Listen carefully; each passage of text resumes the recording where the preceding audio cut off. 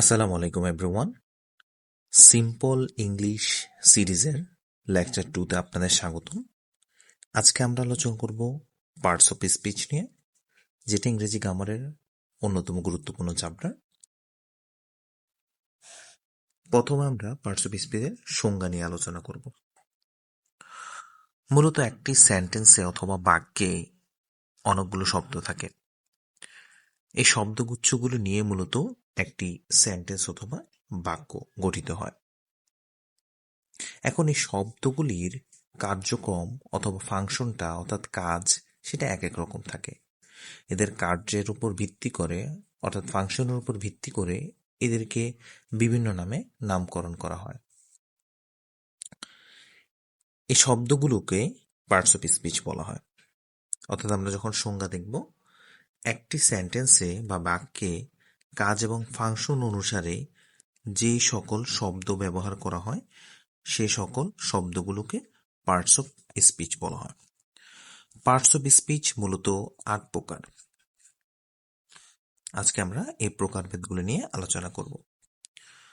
অর্থাৎ parts of speech প্রথমে আছে নাউন, দেন আছে প্রোনাউন, দেন ভার্ব, দেন অ্যাডজেক্টিভ, এরপর adverb, preposition, conjunction and the last one interjection. তো একটা সেন্টেন্সের মধ্যে এই 8টা পার্টস অফ স্পিচ কিভাবে থাকতে পারে, এরকম একটা সেন্টেন্স দেখে আসি আমরা, এবং কোনটা কোন পার্টস অফ স্পিচ সেটা নিয়ে আলোচনা করব। এবং পরবর্তী লেকচার সিরিজে আমরা প্রত্যেকটা পার্টস অফ স্পিচ নিয়ে বিস্তারিত আলোচনা করব ইনশাল্লাহ। তো প্রথমে আমরা দেখে আসি এখানে নাউন কোনটা। বয়, এটা হচ্ছে noun. The little boy, little এটা হচ্ছে অ্যাডজেক্টিভ, এটা নাউন। লিটল এটা হচ্ছে অ্যাডজেক্টিভ।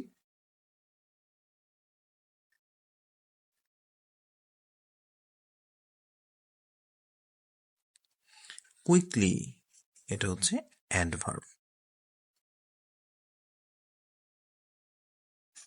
এবং run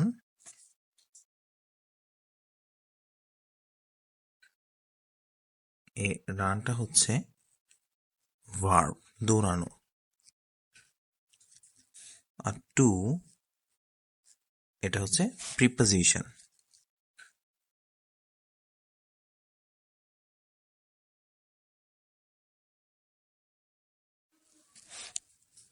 school, school it's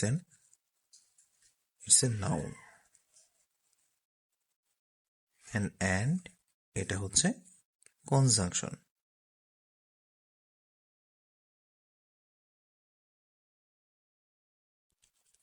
and the last one shouted, চিৎকার করা, সেটা হচ্ছে ভার্ব, ভার্ব মানে কাজ করা।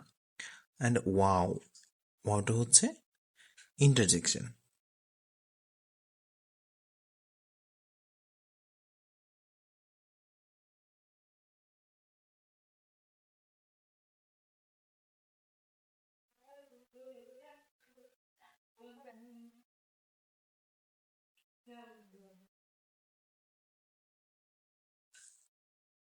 বিগ বড়, এটা হচ্ছে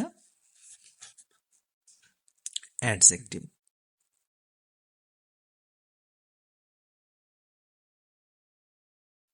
আর এখানে দেখা যাচ্ছে দা এবং দা এই দুইটা আর্টিকেল হিসেবে ব্যবহৃত হয়, কিন্তু অনেকটা অ্যাডজেক্টিভ টাইপের, অর্থাৎ এটা নাউনটাকে নির্দিষ্ট করার জন্য ব্যবহার করা হয়। মূলত এ দাটা আর্টিকেল। তো এখানে আমাদের মূলত সব ধরনের পার্টস অফ স্পিচ আমরা পাচ্ছি। এই সেন্টেন্সটার মধ্যে সব ধরনের পার্টস অফ স্পিচ পাওয়া যাচ্ছে। Noun, first of all noun, then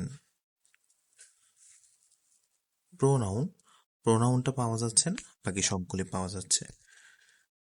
noun, adjective, adverb, verb, conjunction, preposition and interjection. প্রোনাউনটা কি? প্রোনাউনটা একটু বলি। প্রোনাউনটা মূলত নামের পরিবর্তে যখন কোনো কিছু ব্যবহার করা হয় প্রোনাউন বলে থাকে।